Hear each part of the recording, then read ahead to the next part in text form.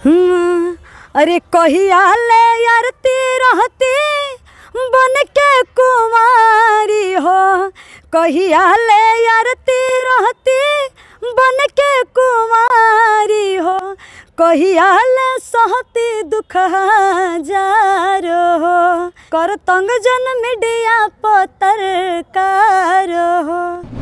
कि शादीशुदा बाड़ू बाकी लागिलु कुंवार हो, चलिलु बजरिया तो हो ही जाला मार हो, सुंग पैबा नाही प्यार के फुहारा के, हमर सैया हमारा जब रंगा बाज जिला यार के।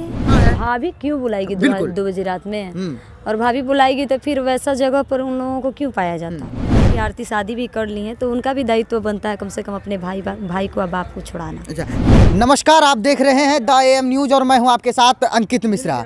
भोजपुरी में अश्लीलताओं के बीच कुछ कलाकार ऐसे भी हैं जो कि भोजपुरी भाषा को बचा के रखने का काम करती हैं। शारदा सिन्हा, मनोज तिवारी, तमाम लोग ऐसे हैं जो भोजपुरी के जन्मदाता माने जाते हैं। उसी में से एक निखर करके जो सामने आ रही हैं दीपांजलि यादव, जो कि लगातार अपने माटी के लिए, अपने ज़मीन से जुड़े हुए कलाकार हैं। अपनी माटी भोजपुरी के लिए दिन रात मेहनत करती हैं और इनको राजद का स्टार प्रचारक भी कहा जाता है। इनसे भी बातचीत करेंगे। और सबसे वायरल खबर रानीगंज अररिया की छोटू आरती के मुद्दे पर भी इन्होंने 2 गाना गाया है, एक पहले एक अभी इस बीच में गाए हैं। तो आपने जो छोटू आरती के विषय में गाना गाया, आपने गाया कि कब तक रहती आरती कुंवारी, इसको भोजपुरी में ट्रांसलेट करके आपने गाया। तो आपको क्या लगता है कि आरती ने जो शादी किया वो सही किया?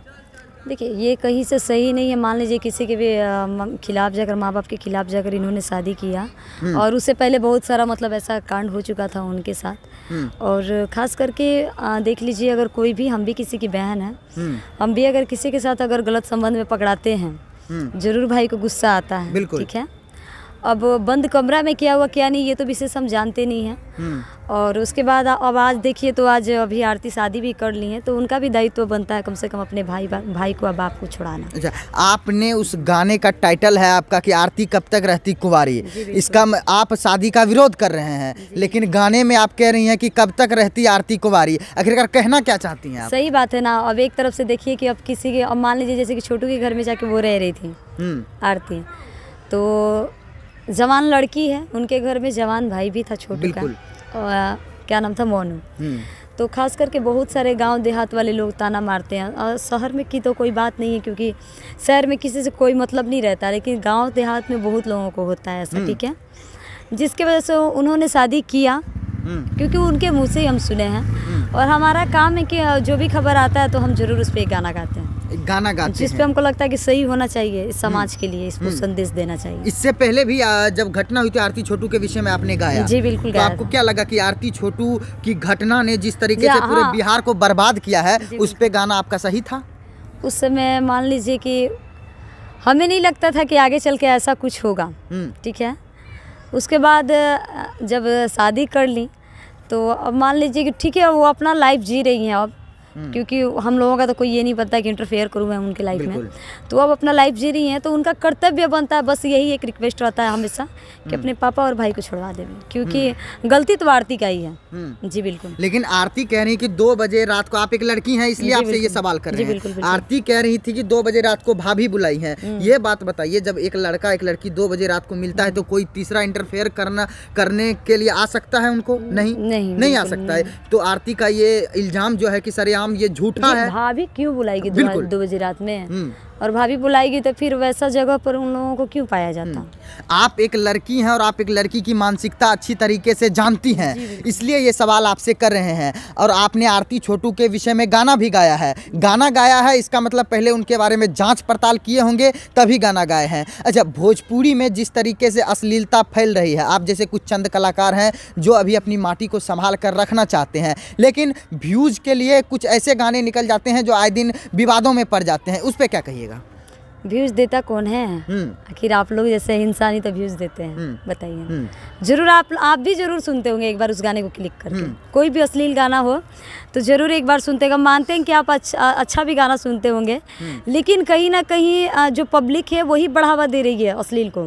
क्योंकि अगर वो थंबनेल, क्योंकि जब बनता है ना तो थंबनेल अगर अच्छा भी गाना हो ना तो उसका थंबनेल बहुत गंदा बना के दिया जाता है, ठीक है, ताकि लोग इस पर क्लिक करके सुने, और लोग सुनते हैं। तो जब लोग क्लिक ही नहीं करेंगे, जब सुनेंगे नहीं, तो ऑलरेडी उनको व्यूज नहीं मिलेगी। उसके बाद अगर अच्छा गाना का मिलेगा तो अपने आप खुद लोग सारे सिंगर सुधर जाएंगे। नहीं, आपको भी 3,10,000 लोग सब्सक्राइब करते हैं, आपको पसंद करते हैं। आपने तो ऐसा अश्लील गाना नहीं गाया, फिर भी लोग पसंद करते हैं। फिर भी लोग पसंद करते हैं, हम मान रहे हैं, फिर भी लोग पसंद करते हैं। और हमारा 2 गाना ऐसा साफ सुथरा बजा भी था, लेकिन आज देखिए तो मार्केट में वैसा ही लोगों का ज़्यादा डिमांड है जो कि एकदम अश्लील गा रहे हैं।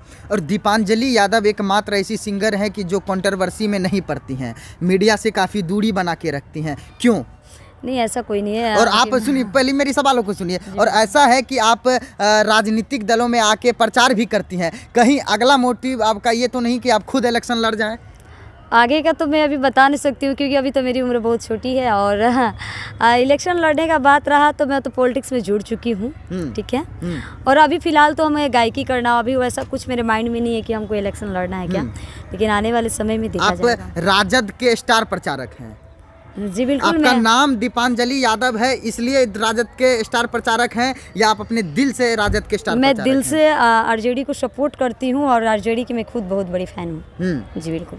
और सबसे फिर से छोटू आरती के मुद्दे पे लौट के आते हैं, क्योंकि मैं एक बात बोलूंगी, आप जैसे अगर साफ सुथरा कलाकार अगर कुछ टिप्पणियां कीजिएगा, क्योंकि अभी जो बिहार को पहले हमारी अररिया की धरती फणीश्वर नाथ रेणु के नाम से जानी जाती थी, अब कहीं जाके किसी चौराहे पे खड़े होते हैं, कह देते हैं गलती से अररिया से आए हुए हैं, तो छोटू आरती का नाम जहन में आ जाता है। क्या तो आप ही लोग ना चढ़ा दिए हैं, भाव तो आप ही लोग चढ़ा दिए हैं। आप भी तो गाना गा के भाव चढ़ाई हैं। नहीं, ऐसा कुछ, हम समाज के लिए गाए हुए हैं, पसंद करते हैं, हम समाज के लिए गाए हुए हैं, सोच लीजिए। हाँ, मेरा काम है एक बार हम गा दिए, फिर दोबारा ये नहीं करना। अच्छा, अगर गलत होता है उसके प्रति भी जाके तो फिर गलत हुआ तो आप लोग गाना हमारे दर्शक थोड़ा सा गुनगुना दीजिए, जो गाना छोटू आरती के लिए गाए थे आप। रे कोही आले आरती रहती, और गाने याद देखिए आप गाना आप जरूर आपको सुनाया जाएगा। ऐसे मैं गाई हूँ, हम जानते हैं कि हम 2 गाना गाए हैं उन पर। पहले भी एक गाना गाए हुए थे, लेकिन अभी फिलहाल नहीं, ऐसा कुछ नहीं है। ऐसा हो तो आप खुद काट कर लगा दीजिएगा मेरे गाने को, क्योंकि हमें याद नहीं है, तो इसलिए मैं क्षमा चाहूँगी। याद नहीं है? जी बिल्कुल। अच्छा, आप आज प्रचार में आई हुई हैं, किनका प्रचार में आई हुई हैं? रानी देवी और प्रकाश पासवान जी का। रानी देवी, प्रकाश पासवान जी का, उन पे क्या गीत है आपका?